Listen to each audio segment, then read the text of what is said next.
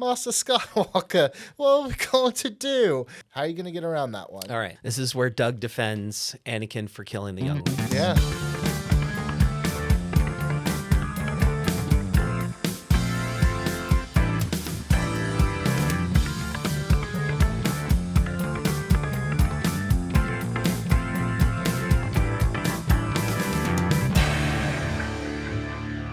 Welcome, everybody, to the premiere episode of Doug Defends. This is the show where a real lawyer talks about nonsense, made-up stuff in a real legal context.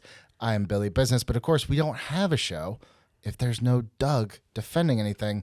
So please give it up at your desk or at your phone. Give a little clap for Mr. Doug Ridley. I wasn't expecting people to clap. That's really cool. Yeah, no. I dig it. Tell yourself that everyone watching right now is giving you a clap. Thank you, everyone, for clapping. That was really nice of you. I appreciate that. Doug, Anyway. let's pretend we're speed dating. Give me, what's your pedigree in terms of your legal? My pedigree. Well, Yes. I was born in... I have been practicing law for 25 years and graduated from Pepperdine Law School. I'm an adjunct professor at Pepperdine Law School, and I run a criminal defense law firm, and I've been doing that for the last 20 years.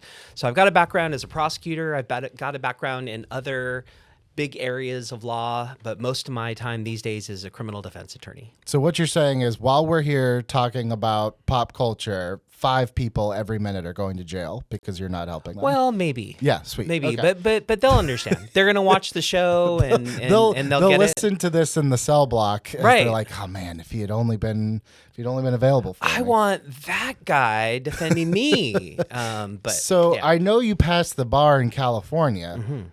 But did you pass the bar on Coruscant? Because today we are talking Star Wars Episode 3, Revenge of the Sith. Now, Doug, this is the 20th anniversary of this movie. This movie came out 20 years ago. It was released in May 19th, 2005. Of course, it stars Ewan McGregor, Natalie Portman, Hayden Christensen, Samuel L. Jackson, and finally getting his moment in the sun, Ian McDiarmid. So I want to ask you, before we get into the legalities, before we get to you defending, just any quick thoughts? Do you remember where you were 20 years ago when Episode 3 came out? Yeah, absolutely. I mean, saw it in the theater with wifey, and we had a great time. My son had been born at that point, but he was little, and I was worried it would be too intense for him. It was a lot. As it turns out, it was too intense. It was a for lot. him. I do remember I went and saw it, and there was and I had seen it the night before, like midnight, because that's when you used to do midnight. They didn't do these start at 4 p.m. the day before. It was like you had to wait till midnight, which now is an almost 40-year-old. I'm like, that's crazy. How can you enjoy anything after 9 p.m.? I can't. I would be asleep. But there's a mom that brought her like 5-year-old, and I was like, Ugh.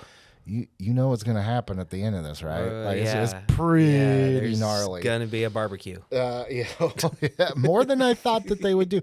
And you have to remember, at the time, this was crazy. A PG-13 Star Wars movie Right. was just like, whoa. Now Right. it's kind of run of the mill. Right, But right. back then, that was a big deal. I mean, arms and legs and on fire and face all charred and bloody and brutalized. And yeah.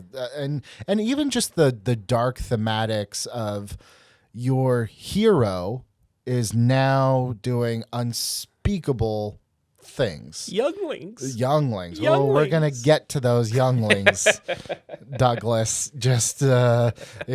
There's some other bantha poodoo we have to sort through here. Agreed. Before we get there, so I want to start with kind of maybe the main kind of crux of what drives, at least, not Anakin's story, but kind of like where we are in the galaxy at this point. So the Jedi are starting to figure out that Palpatine is he's kind of overstepping his boundaries. But I wanted to ask you first, the Jedi they're unlike anything maybe that we have, but what would you kind of approximate as the closest real world? Because they're kind of monks. They're kind of the army. They're kind of cops. Like, where would you, if assuming that Star Wars law is fairly similar to law here, like, how would you even classify them? I think that's the problem with all of it is that we don't really know the Jedi's role, and the Jedi don't agree. The Jedi Council don't agree on what their role is. Right. There's this really poignant moment at the end of Clone Wars where Ahsoka and Rex are talking about how Ahsoka had started learning to be a Jedi and believed that the Jedi were peacekeepers, which basically is them wandering the galaxy doing good deeds doing and stuff. solving problems. I mean, it's like not a David thing. Carradine kung fu. You Yeah. know, I mean, it's like literally what you going mean, walk the earth, to quote Quentin's. walking, the galaxy, doing good deeds. Right. Except now they have been turned into generals. Sure. They have been turned into a facet of the military. Right. And so there's so many of the real world analogies of this that, is this a coup that we're seeing in Revenge of the Sith, which generally we feel is bad? Is that the Jedi now deciding that they are marshals or National Guard, or what are they in that moment? And I think depending on where you land on that question turns everything, because it either gives the Jedi legitimacy, which is what we as Jedi-loving fans are prone to do. Sure.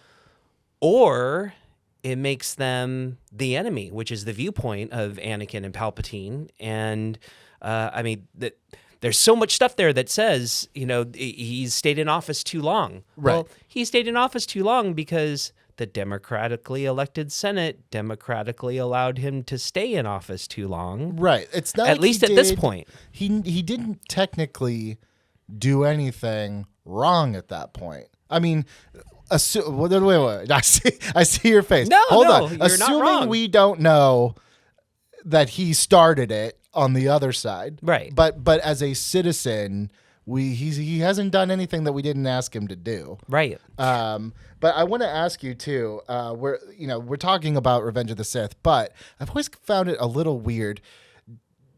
Can the Jedi just go and take a clone army that they didn't order and just like boss them? Or like, I feel like that would be modern day, like if a group of people formed a militia and then the army was like, yeah, come on, we're gonna take you on. Like, is that legal? Well, I think that what's talked about off camera and not something that we see is that the government appoints them Right. as sheriffs, right? I mean, I think that's the best analogy. I mean, the government basically says, we have no way to control these millions, billions, however many clones we've got going on. Right. We have to have some sort of infrastructure. Makes sense for these force-wielding good guys to lead a battalion of each of them, which is exactly what Palpatine wants, which is exactly what he sets up. So in that moment, I mean, the Jedi go from wandering the galaxy as friendly peacekeepers to militaristic heads of every one of these battalions of clones. And legally, they have the authority. I guess that's what I'm saying. Like, They do. I mean, if could an army general now come up to me on the street and be like, "You now have the authority. Here's a gun. You now have the authority to go fight in a war." Theoretically, I sure hope not. well, you're the I mean, lawyer. I'm asking you. No, like, I mean the idea of you being in charge of. well, I'm the blind military. in one eye, so giving me a gun is like the worst idea that you could possibly have. Well, I would say that we also right now are living in some unprecedented times Sure, where yeah. we don't know what the future holds. Yeah. So, the idea that people can be deputized, can be made into generals. I mean, they Right. are. Again, in the original introduction of Ahsoka Tano, where she comes into this military system, Yeah. she's like, "Well, technically, don't I outrank you?" Yes, because that's the system that we set up. Is that she outranks Captain Rex, who's a clone, who's battle trained, who's had the experience, and that's how he responds back to her. Experience means everything. But Ahsoka is coming in from being a pre-teenager, Padawan learner, Right. to, okay, well, now I'm gonna, hang out with these fully grown adult soldiers, Which has its own problems. and they have to salute me. Okay, so let's assume for a second that the fight with Palpatine and Windu went differently, and there is a trial, right? Mm-hmm. Let's talk a little bit about there are multiple things that the Jedi do that could look really bad for them in a court. Let's start with the assignment, the secret assignment that they give Anakin to spy on Palpatine. What kind of charges could be brought up against the Jedi at that point? If anyone found out, I mean, Anakin did kind of tell on them. Isn't it kind of weird that Palpatine didn't immediately? I mean, we know why, because he's using it to his advantage for other. But like from a legal standpoint, that's like immediate treason, right? Well, it depends, because they're not necessarily saying we want you. They say we want you to go spy on Palpatine, Right. But the real question is, what does Anakin do with the information that he gets? And that typically is when we have treason, right? Right. I mean, so somebody is sitting in a Pentagon meeting and goes and tells a reporter top secret information.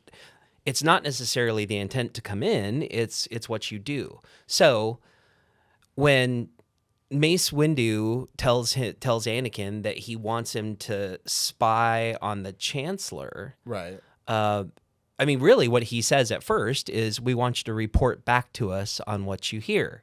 So at the end of the day, the only thing that Anakin ended up doing was going back and saying, yep, he is the bad guy that you think he is. And that's the end of it. Right. Now, I'm all about attorney-client privilege, doctor-patient privilege, and Sure. all of those things, Okay. right? Right. So does Anakin have a duty to keep that secret from Palpatine? I would say, if Palpatine told him, expecting it to be secret, expecting it to be confidential, Right. and then he goes and tells on him, that could be a problematic thing. But it's going exactly as he foresees it. So Right. he tells him all of those things, knowing darn well that he's going to go to the council and do that. Now, if instead, if we transpose it a bit, if Anakin was going to say, have a conversation of super secret battle tactics Yeah. with Palpatine, Right. and then Anakin went and told the Jedi Council super secret battle tactics. Like, guess what I just found out? All the clones have chips in their head and they're going to kill you. Yeah. Then, yeah, absolute treason, because that's a secret battle tactic. But I would argue that Anakin doesn't do anything wrong, because the only thing that he reports back is, yeah, he knows the ways of the dark side. This is your Sith Lord. Should not be like.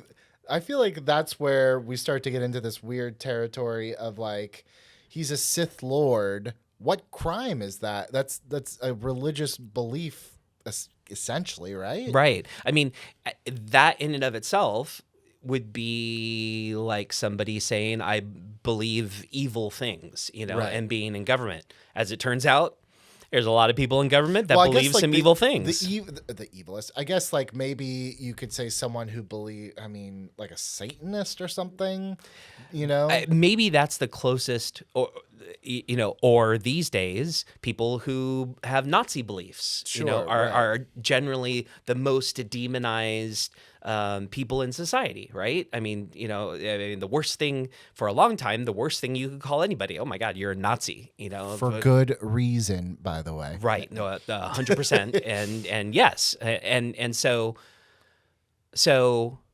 if all of a sudden we found out that the elected leader had a set of beliefs that we didn't expect, then is that in and of itself reason to take them out of office? I mean, Some would argue yes, and some would argue no.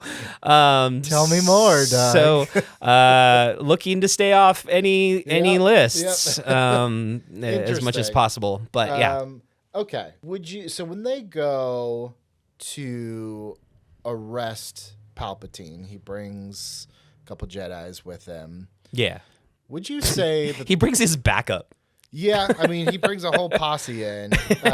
Would you say that the way that goes down is a legal arrest? Like, did he do things?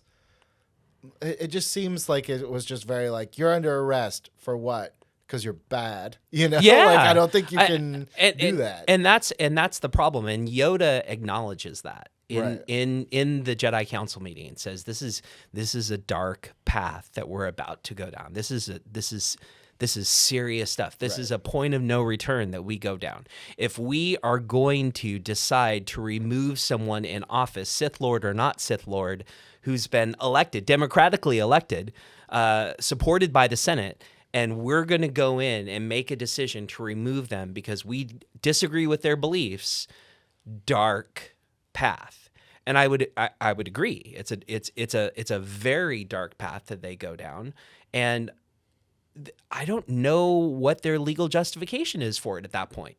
Now, being smart and manipulating the entire galaxy. Now, we know it's evil, and I'm not suggesting it's not evil. It was designed to set up control, but it was a plan over years, and it wasn't necessarily something that you could point to where he said, you just killed a youngling. We need to remove you from office. Okay, wait, hold on. But they knew... and it's almost like it's not implicit without the Clone Wars, but it's like they knew that a Sith Lord was running things from the other side of the war, right? Right. The Separatists. So, I mean, couldn't they? I mean, would it have been more legally sound to be like, we have proof? That, well, I guess they don't have proof. They only have Anakin being like, hey, he told me he's this guy. That's it. But they can be like, hey, we have suspicion that you are actually in charge of the Separatists. You are charged with these war crimes. Therefore, it just seems like they didn't they could have had a very open and shut case just on that. But it was just like, oh, well, he's a Sith Lord, as opposed to being like, hey, we know that, or we have suspicion, we're bringing you in to, I don't know, can you bring an elected official in for questioning like that easy? You could bring an elected official into questioning. I mean, the question then it raises the issue of, can you do that by force? Right. I mean, in this moment, the one enemy that has been set up in this galaxy is the Separatists, right? Separatists are bad because they're trying to separate. And they're trying to break up the Republic, similar to our Civil War. So at that point, maybe if they said, we now have proof through Anakin's testimony that Palpatine actually is working with Count Dooku, the head of the Separatists. Yeah. And he's only pretending to be in support of the Republic. He's actually a Separatist. Now, charges of him being a Separatist, now maybe you've got something with some teeth. Yeah. Because they obviously, they didn't have any problem with Anakin cutting Dooku's head off as the head of the Separatists. Good job. He was dangerous. Yeah. He's too dangerous to live. Let's cut off his head. Yeah. Off with his head. So they didn't have a problem with that.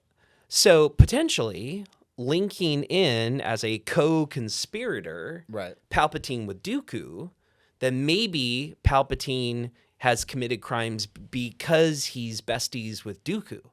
Now, maybe that is a legal theory that would potentially hold up and stand water.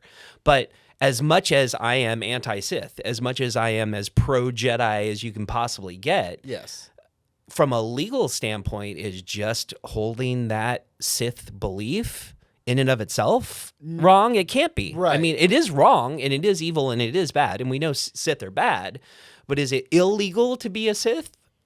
in our society, we allow people to believe what they want to believe. Right. It's your actions that end up having a problem, which is an interesting transition for us. I also wonder, like, how long would this trial go on? Because really what you'd have to do is, I feel like the big smoking gun is you'd have to prove that Darth Sidious is Palpatine, right? Like that's really like, if you can't prove that, you have no case. And right? and then that this alter ego of Darth Sidious was working with Count Dooku and therefore committed war crimes with his buddy Count Dooku. Now, how long is that? Well, Clone Wars lasted for, 7 seasons? So, But you also have to think at this point, Dooku's head is in a jar somewhere, so he's not able to testify. I love the idea of Dooku's head in a jar sitting next to a shelf with like Walt Disney somewhere. Yeah, his head is cryogenically frozen, waiting for us to get it back. But yeah, he's not able to testify at this point. Right.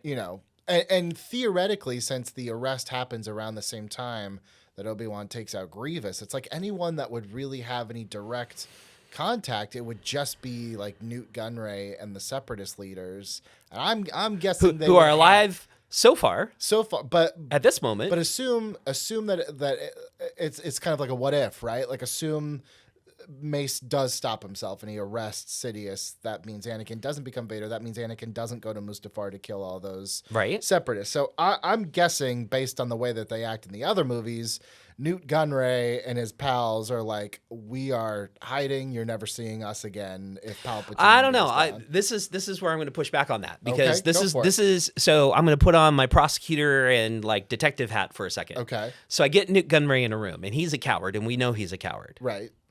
You know, all those times that you were afraid of Darth Sidious, turns out it's Palpatine. What? I cannot believe this. What? Yes, it was Palpatine the whole time. Doesn't that make you mad? Yes, it does.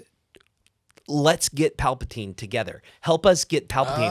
I'm going to flip Newt Gunray he totally would against roll over. Darth Sidious, and then all you have to do is to make the connection. So, I mean, I think the key is rolling the Separatist council against Darth Sidious and Count Dooku, and that they were just pawns in the Count Dooku scheme and the Darth Sidious scheme. Because remember, going all the way back, we have Newt Gunray having conversations with Darth Sidious, right, with Maul over his shoulder. Oh, no, there are 2 of them, right? I mean, so he knows that Sidious is at the center of all this. So you're saying, would you give him clemency? Like, oh yeah.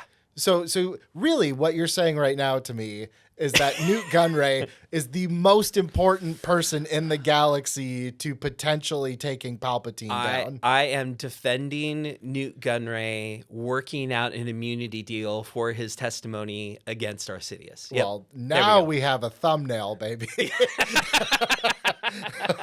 There it is. Okay, so I did not know when I woke up this morning that I would be making plea bargain deals for Newt Gunray, especially for Newt Gunray. Okay, so we've been talking a lot about the Jedi, but let's talk about the real star of the show. Really, is Anakin. So let's assume things happened in a different fashion, just for the sake of argument. Okay. And Anakin Skywalker is coming to you as his defender. Okay. So I can do this. Okay. He cuts off Mace Windu's hand, but he doesn't kill Mace Windu. Right. He's just stopping him. Right.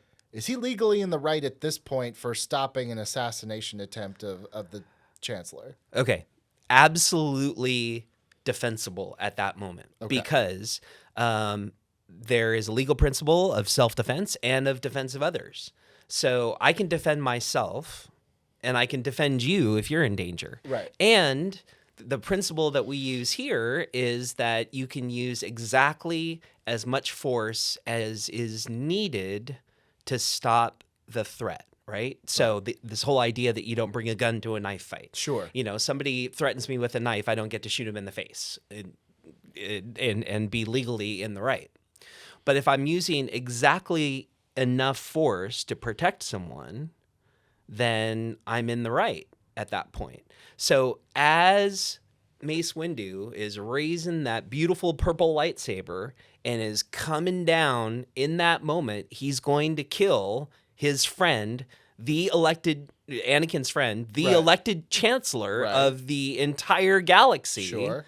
Because he's too dangerous to live.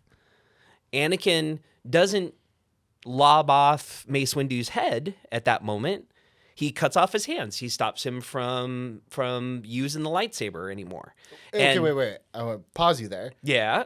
Devil's advocate. Yeah, please. With my law degree that Yeah, I have. right. If I'm defending Mace Windu, because somehow he lived through this, but he's handless now, couldn't I say, like, hey, he could have just stopped the blade. He didn't have to cut my client's hand off. That's excessive. True. Deadly force can be met with deadly force. And so if he's said out loud he's too dangerous to live, Yeah. and then he's making a movement. This is the same argument that in law enforcement settings, you know, if someone draws a gun on a sheriff's deputy, Sure. you know, they have a right to defend themselves at that moment. Mm-hmm. So, you know, I would argue that both Palpatine and Anakin, in the face of deadly force, have the right to use deadly force in return. So in that very moment, is there lesser that might work? Yeah, he could block his lightsaber and they could have the most epic lightsaber battle. Which, by the In way, history. in the video game, they absolutely did. That's absolutely what happens in that old Xbox game. That would be cool. Yeah. But That'd be neat. we lost lawyer Doug for a minute. Fan Doug, Star Wars Doug, Jedi Doug came back into the studio.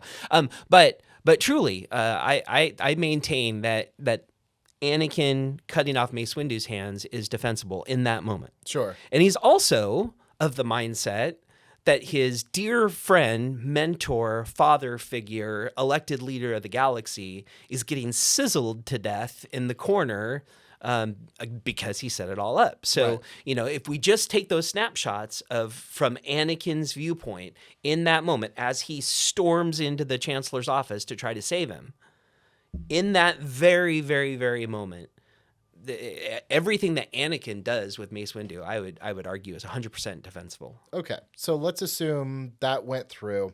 So then they have a conversation after Mace is out the window that that the Jedi will seek revenge against Anakin, Palpatine, and the senators, basically for saying like, hey, the Jedi wanted to take over. We stopped that from happening. They're now going to come just for all of us. So Anakin is ordered to go basically preemptively kill all the Jedi before they can do anything to them. And they're considered terrorists. The Jedis are terrorists in the galaxy.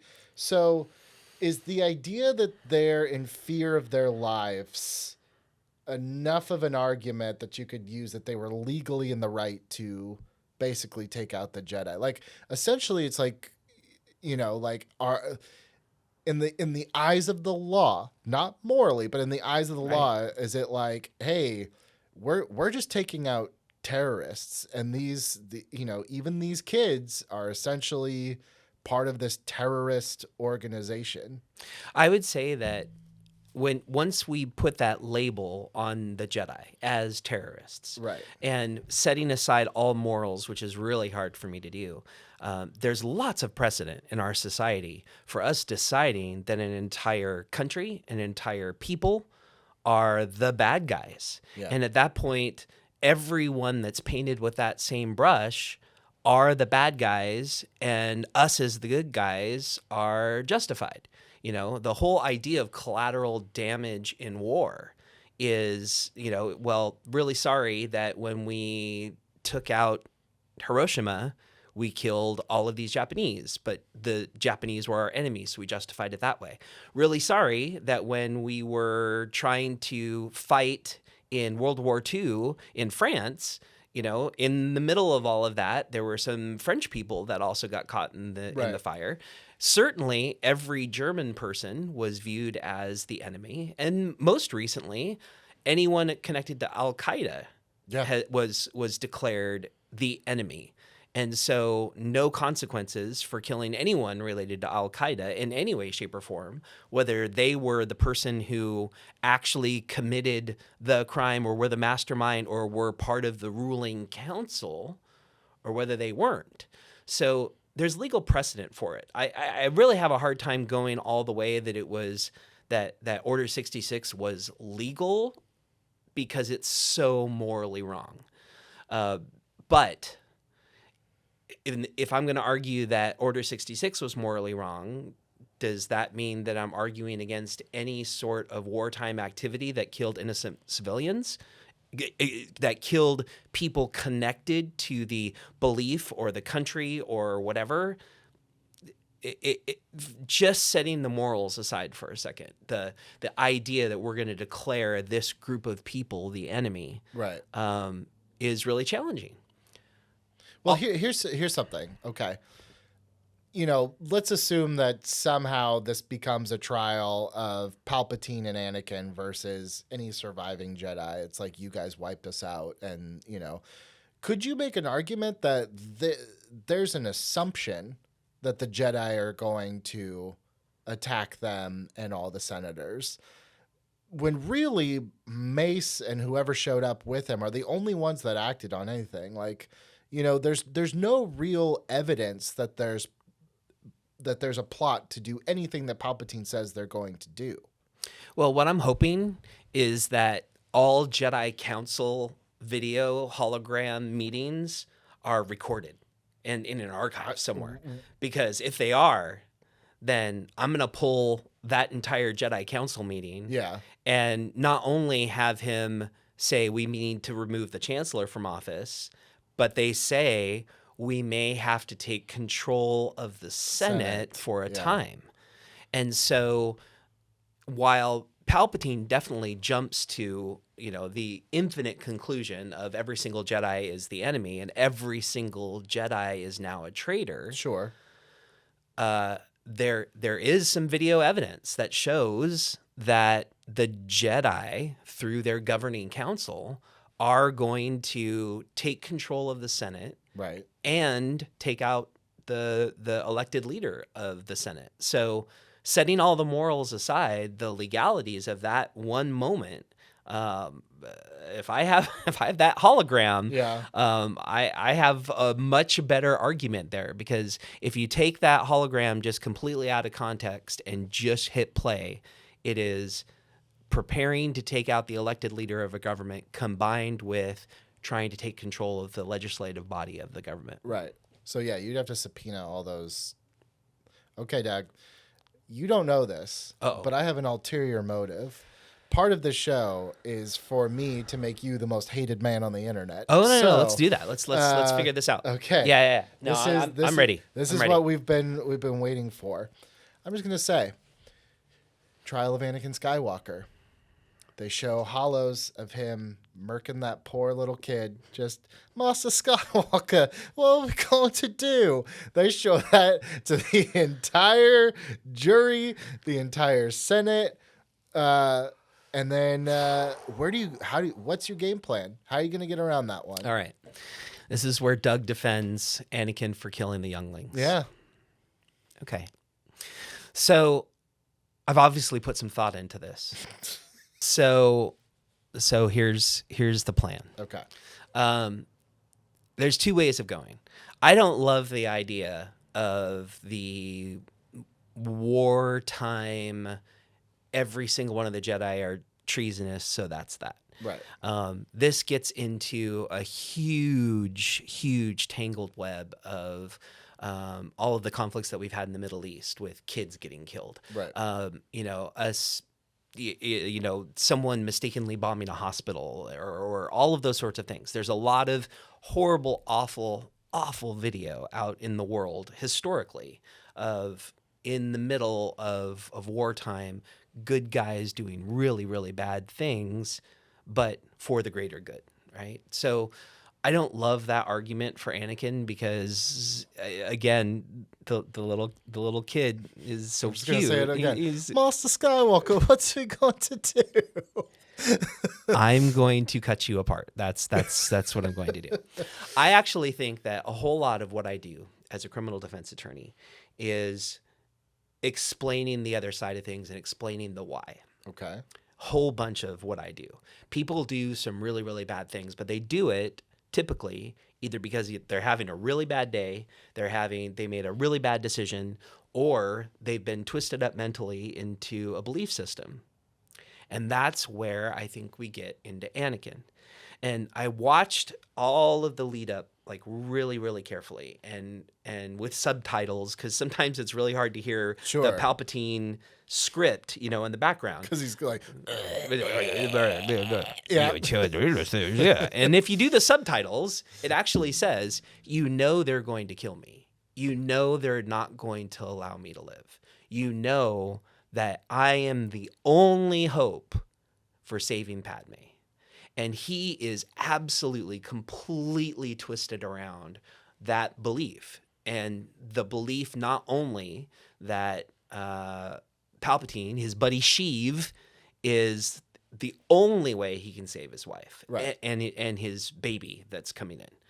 The only way that he can potentially make this difference. And once you start dealing with the psychology around that, and once you start dealing with the survival instinct around that, there's no question that Anakin is mentally, emotionally, psychologically just being ripped into.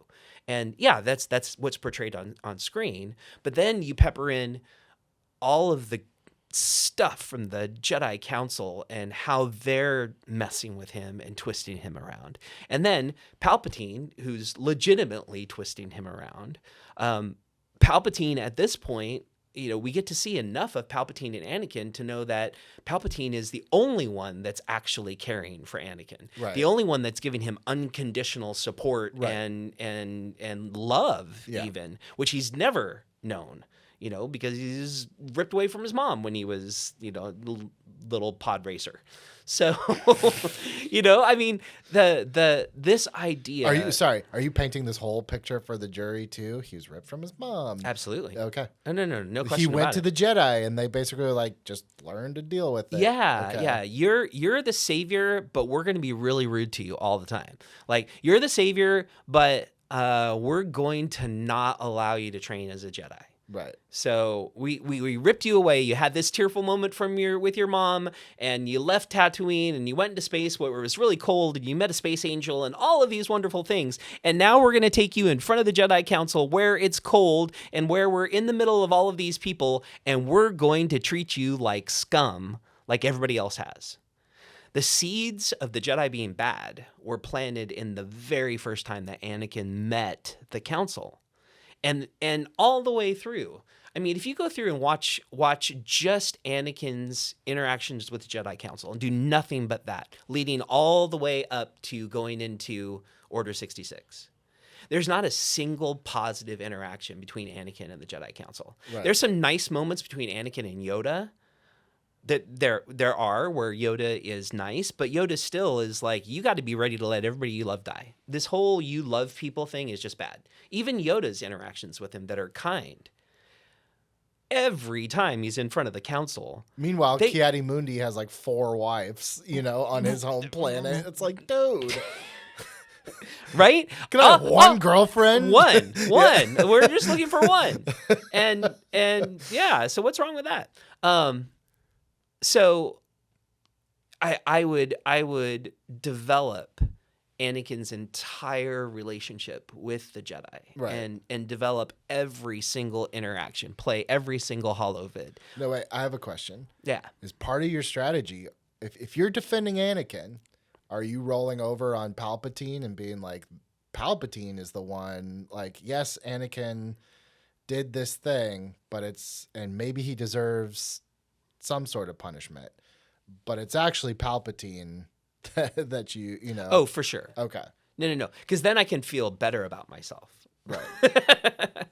I can actually just okay, well, yeah, I'm going to defend Anakin for killing the younglings, but I'm really just going to point it to Sheev, the whole time.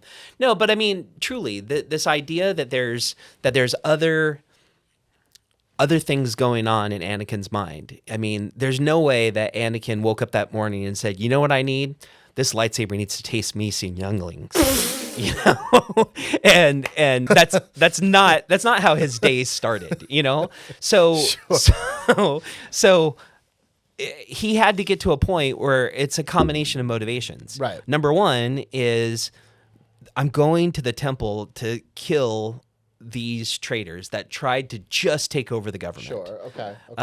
This is I am SEAL Team 6, and I'm going in to get the bad guys. I mean, that's where his mindset has got to be. Right. SEAL Team 6, please don't come for me. I didn't mean that as like a disrespect or anything like that. I honor and respect SEAL Team 6 100%. You guys never commit crimes. Anakin goes in and he has two sets of motivations. One is he's trying to take out the bad guys, and Right. he has now been told and indoctrinated from pod racing days all the way forward that the Jedi are bad. And then he also, and this is the part that's more twisted, and that I would argue shows that he's not thinking clearly and potentially psychotic. Okay. Right? We see people that do horrible, awful things because the voices in their head are telling them so. Right. Right. Or, you know, they're told that the person is a witch and they need to, you know, be burned at the stake, or they're told that, you know, the voices in their head tell them to stab someone, or, you know, whatever it might be. Right. So Anakin is told by, at this point, the devil, right? Yeah. That the only way that he's going to get powerful enough to stop his wife from dying is to go and do awful, horrible, terrible things, you know? And so there's an aspect of it that's he's off to go get the traitors. There's an aspect of it also where Palpatine tells him, you're not evil enough quite yet to have the power to save your wife. So wait, but I feel like you're arguing two different things. You're arguing. Oh, I am. Is that's intentional? Absolutely. You're arguing that he's not in his right mind, but also that it was his duty as a patriot. Mm-hmm. Mm-hmm. And now Okay. that level of cognitive dissonance that you feel, Yeah. and friends that you are feeling right now, I only need one Okay. out of the 12 Oh, to feel that. Oh, and then you must. And then quit. everything is proceeding as I have foreseen. If the lightsaber hits, you must acquit.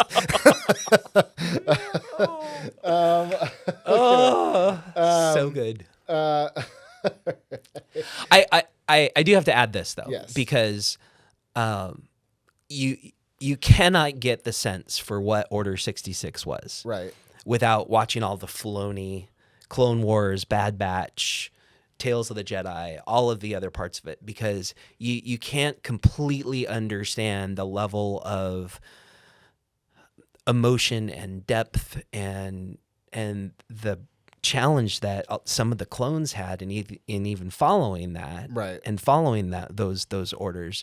So I love the overlay of all of those competing interests and all of that, and I think that ends up being the key to defending Anakin if we are going to. I mean, Padme does, right? Padme says there's still good in him. Let me ask you this. So again, assuming in this world that Palpatine does like somehow end up on trial, right? Maybe Yoda does defeat him or is able to get, Sidious under wraps. Are the clone troopers, you can't use the argument, well, we were just following orders. We've seen in real life Right. that does not stand.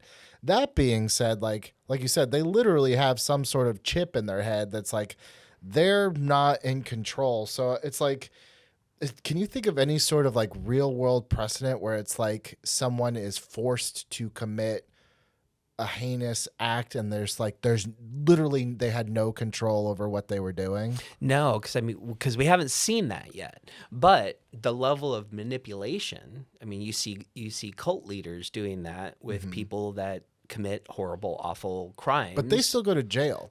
Exactly. And so there's some precedent for it. But also arguing, that the clones don't have any control over their actions. There's a biological aspect of that, and there's not real world precedent. I hope that we know about. I hope there's no real world precedent for that, for chips in our head. But the psychological manipulation behind good soldiers following orders, right? That's what happens when the chip is done. Good soldiers follow orders. Good soldiers follow orders. It's not a defense. We know that in the real world. But what if you add this weird blobular, biological chip that's implanted in someone's head? Now we're on like Manchurian new ground. Candidate, kind of almost Manchurian Candidate, but with a biological aspect to it, right? Right. Yeah. Well, I mean, not to borrow from a different cinematic universe, but that was kind of the story arc of Bucky, right? In the Captain America movies, and he was certainly liable to a point, and then they're kind of just like, but now we need you to fight aliens, so forget about all this. We're going to forgive all that. So if we use that analogy, right, of extreme brainwashing, there's no question that's happened with the clones, and we hear Captain Rex sometimes talk about how the training that they were given was designed specifically to make them more compliant. Right. They all had Jango Fett, who is not a compliant or following orders kind of a guy. Right. And Boba Fett's certainly not a compliant following orders guy. So they went through this brainwashing combined with biological control, but they went through a whole brainwashing regimen. I mean, in Attack of the Clones, when we first see all the clones. Oh, and they got the helmets on. And they're doing all the things, and they're all eating the same slop clone food and they certainly and had never, as far as we know, never been exposed to the outside world, never done anything. So I mean, it is as pure of an indoctrination as Bucky, as Manchurian Candidate, as all of that, just combined with the chip. All right, let's move on now, because as I was watching the movie, we're talking a lot about Anakin. We're talking a lot about Palpatine. We're talking a lot about the people who actually did some things wrong. But then I started thinking, and we actually got a fan question about this too. So Obi-Wan and Bail at the end, we find out Padme's having twins, and of course it's Luke and Leia. Is there any scenario where Obi-Wan and Bail can take those kids legally? They just kind of like, let's just figure this out, and you take one, I'll take one. Like they totally kidnapped those kids, right? They totally kidnapped those kids. Yeah, Luke and Leia totally kidnapped by Bail and Obi-Wan. Where were they supposed to go? Like Galaxy Social Services? Their dad. No, but their dad. Okay, so their dad is presumed dead at this point. If we say that the dad is presumed dead, yes, then with family. So the Luke placement, not a problem. Okay. If we say dad is dead, but dad is not dead. So let's say that there's a universe where Anakin Skywalker confidentially files a paternity claim for his kids. Okay. And at that point, the father's rights are going to be number one, unless we have some other relatives. So let's say that we have Owen and Beru coming in and petitioning to take the kids away from an abusive father. That is something that happens. So there would be a whole trial on the fitness of the father and whether or not the father really can take care of the kids while he's out gallivanting through the galaxy. And isn't it kind of crazy? Like, Obi-Wan takes Luke to be with his family. Right. Padme still has family on Naboo.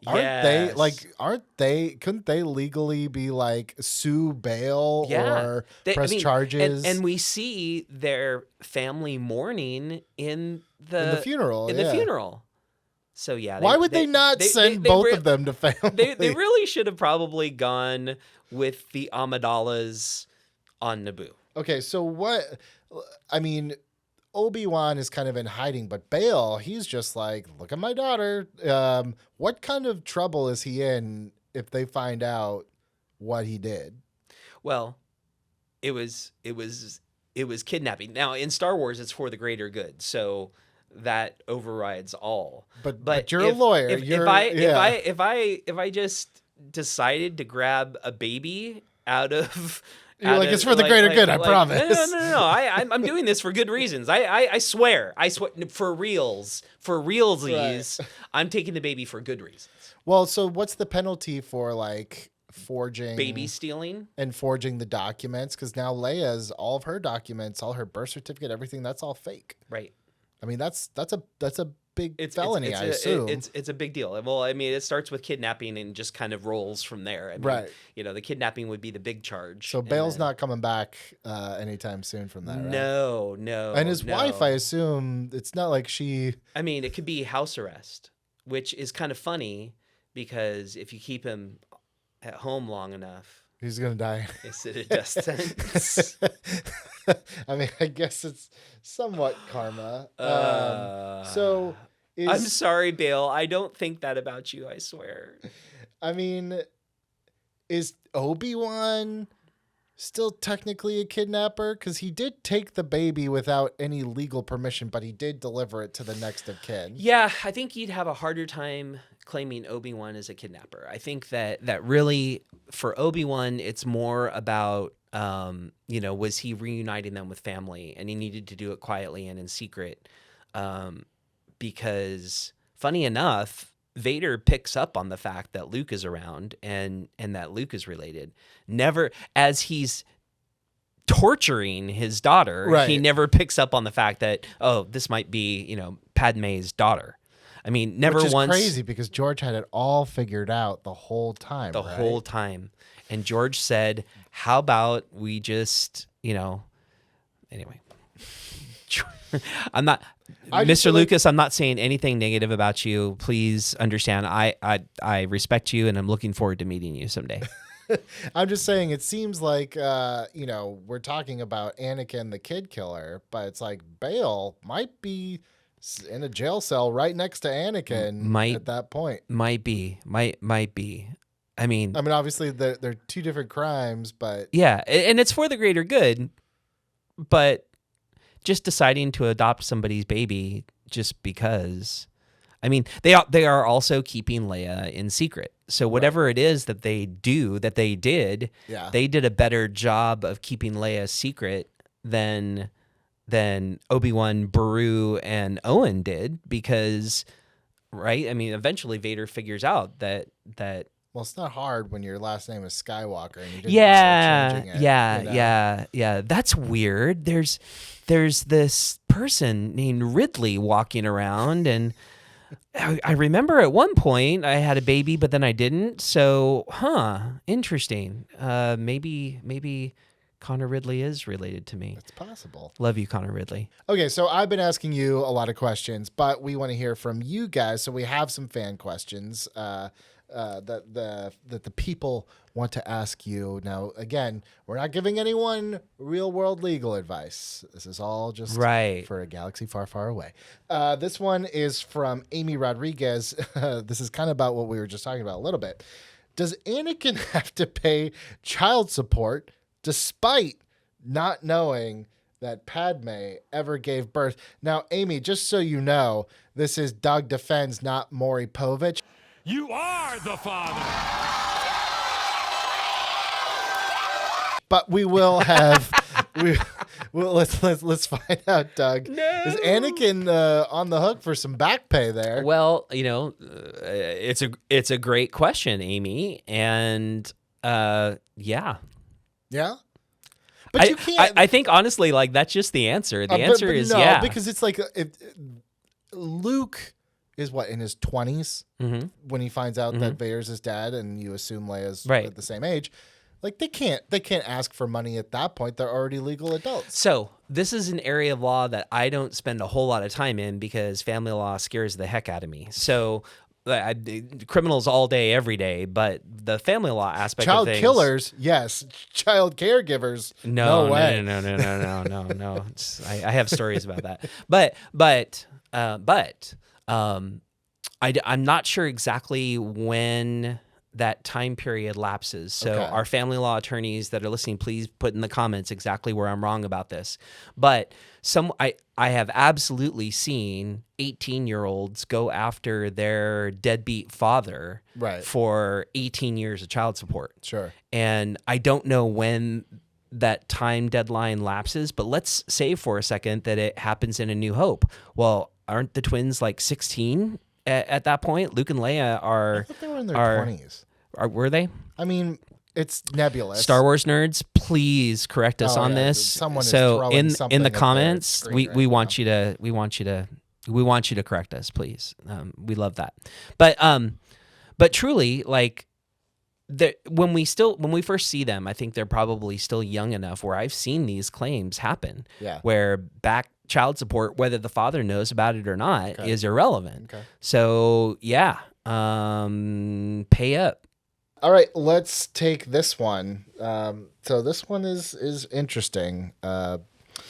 Nikki asks, what is the legality of Palpatine's claim, I am the Senate? Ugh. So this is less about the legality of it and more about the politics of it. Right? There are definitely world leaders that believe that they control the legislative body that they sit next to. So Palpatine saying that he is the Senate, to me, I don't know if that... I never took that as a legal statement, Sure. that he is the Senate. I took it as, go ahead and go to the Senate. It's a taunt. Let's go to the Senate and talk to them about this. Yeah. That would be fun. Let's you go and you present your case and you try to convince our democratically ruled body that I'm a bad guy. Let's go. Right. Let's go right. I'll call an emergency session right now and let's do it. Let's go. And that is what's scary. Here in this country, we like to believe that there's a separation of our three branches of government. We've seen that change and ebb and flow over the years, and certainly right now is one of the more challenging times with that question. And if you watch, especially the prequels, with an eye towards world politics, and really look at those sorts of statements that are being made, you can definitely see some real world direct correlations with what we're seeing today. All right, Doug, I'm going to end this conversation with a little speed round type question. I love here. it. Love All it. right. Mace Windu, are you taking his case or no? No. Oh, Mace is on his own. No, Mace going into the chambers and just deciding to overthrow the government. I love me some Samuel L. Jackson, and I will defend him a lot in some other roles that he plays. But I think it's a dark path that they go down, and I think that the Jedi posse that comes from the council is totally in the wrong, and I think they handled it the wrong way. All right, Sheev Palpatine, you taking the case or not? See, this is one of those things when you have like the most powerful person in the world that asks you to defend them. Do you say no? I mean, Sheev's case, I guess, would be the case for his self-defense as he's cowering in the corner underneath the window. There's actually a really interesting, again, we're crossing genres here, but right now there's a storyline in Marvel Comics about Doom and Emperor Doom, and he's taking over the world. And at one point they find out that like it's not so much that he took over the world like through force. He was just smarter than everyone and convinced them that he was right. And that's kind of what Sheev did. I mean, yeah, maybe he manipulated some people through the Force, and yeah, he did some bad things in the background, but he basically convinced everyone that he should be elected in office. Are you going to defend him in court? Are you going to take the case? No, I'm not going to take Sheev's case. Oh, okay. I'm not gonna take I thought Sheev's that's case. where we were headed. No. I'm not going to take Sheev's case. The joint team of Bail Organa and Obi-Wan Kenobi. Are you going to defend them in court? I would defend them in court. Okay. Yeah. Obi-Wan and Bail for taking the twins. Yeah, I like that. I think there's good grounds. All right. Last and certainly not least, Anakin Skywalker. Are you taking the case? You know, I am taking Anakin's case, and not because I agree with what he did morally by any stretch of the imagination, but I do think that there are some interesting legal arguments there, and I think the story behind the story is so compelling and interesting that I would... That's a story I would tell in front of 12 people. And the interesting thing, like you said, you only need one. I only need one. You only need one. You only need one legal podcast, and you're smart because you found it. This is Doug Defends. We are here every week with something new for you. I am Billy Business. That is Mr. Doug Ridley. Leave us a comment if there's anything you agree with, disagree with. If you have any other follow-up questions, maybe we'll hit them later on as we keep rolling here. Thank you guys so much. Make sure you like and subscribe to the channel. Very important. We got to feed the algorithm gods. And see you next week. Sounds good.